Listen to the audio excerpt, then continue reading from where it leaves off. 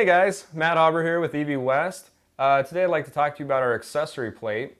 One of the biggest questions we get here at EV West is, what do you guys do about power brakes, power steering, and air conditioning? So what we've done is we put together a great kit that mounts on the front of any Warp 9 or Warp 11 motor.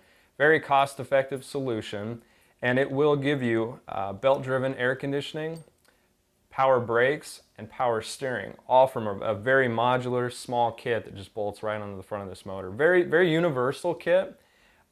This particular power steering pump, it comes as a 2.5 gallon per minute pump. That's as it comes, but it can go anywhere from 1.5 to 3.7 gallons per minute. So let's go, pretty much the 2.5 will cover 90% of any applications. But it is a very versatile pump. You can do a lot with it, just with a simple valve change over here. So let's go ahead and set this thing up. So here we are at the front of the motor. Our tachometer sensor is actually designed to work with our accessory plate. So we're going to go ahead and actually start with that. This is a 3-pulse tachometer wheel, or exciter wheel. Pretty much just going down. You take this down just a little bit past the plane here, and there's a set screw on it. You just tighten that up. We've had very good luck with this tach sensor. It's worked with a lot of different tachs and a lot of different vehicles. This is the cover plate here. This has got our proximity sensor inside. This just bolts right up here to the front. Really nice, clean installation. We're going to go ahead and just snug these down.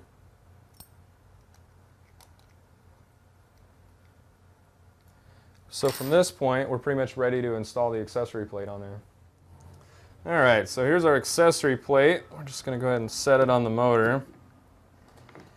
And that'll ride right on the pilot of the motor as well as the tach sensor. And you can see there's a bunch of different holes here.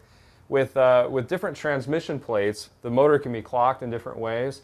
So we try to be as variable as we possibly can, give you a lot of options. So with this one, we're going to rotate to about there, and these bolts just thread right into the existing holes of the accessory side of the end bell.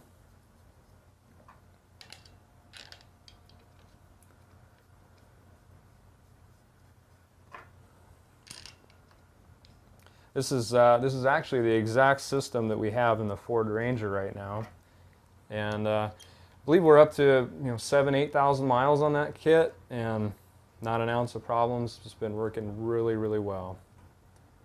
So just snug all these up.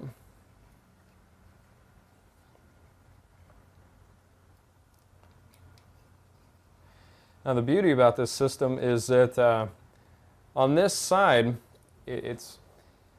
this can be swapped out for any air conditioning pump that you have. That's kind of the design of it. These components, the valves can be changed on this side. Vacuum is pretty much vacuum, so you're good with every vehicle there. The only thing that does really change is the air conditioning. So this bracket can be pulled off, and if you send in your air conditioning compressor, we can build build a bracket that'll mount your air conditioning compressor to our system. So.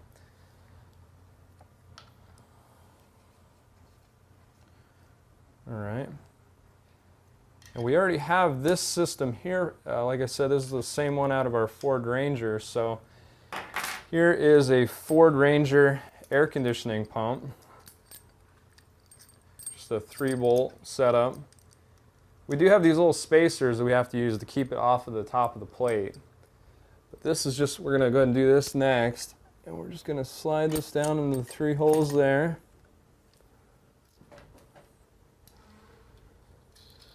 Thread these nuts down just a little bit.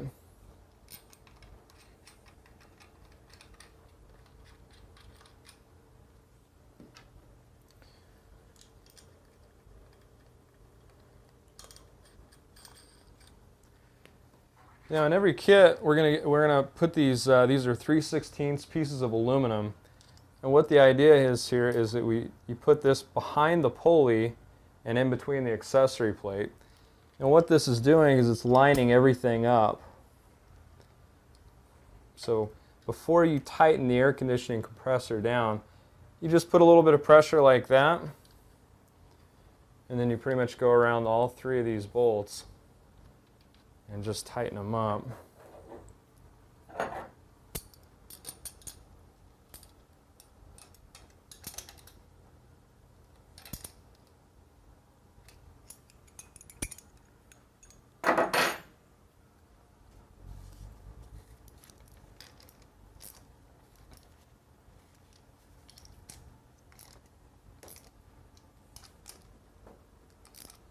Okay. Now, that's basically made sure that the pulley is straight in line with everything else and the depth is correct. So we can go ahead and pull these out. Now we're going to go ahead and put the crank pulley on. And this will just slide on just like this. And again, the same thing with these. Put them right behind there. Push it all the way down.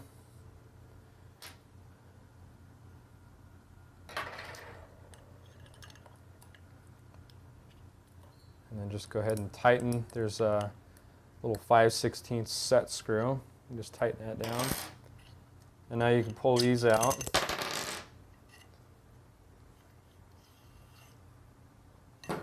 Just like that. So now, I mean, that's virtually it. We're going to go ahead and put the belt on now. As you can see, a very easy system to put together. Much easier when it's in the car.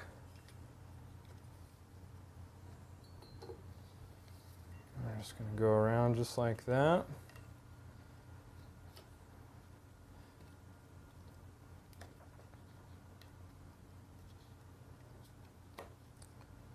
Pretty much let's set this up here a little bit. We just use a pretty good sized breaker bar. This tensioner has fair amount of spring to it. Go ahead and cinch it all the way down. Wrap it around everything else. And the last thing you should do is just roll it right over the tensioner. Make sure it's in all the grooves.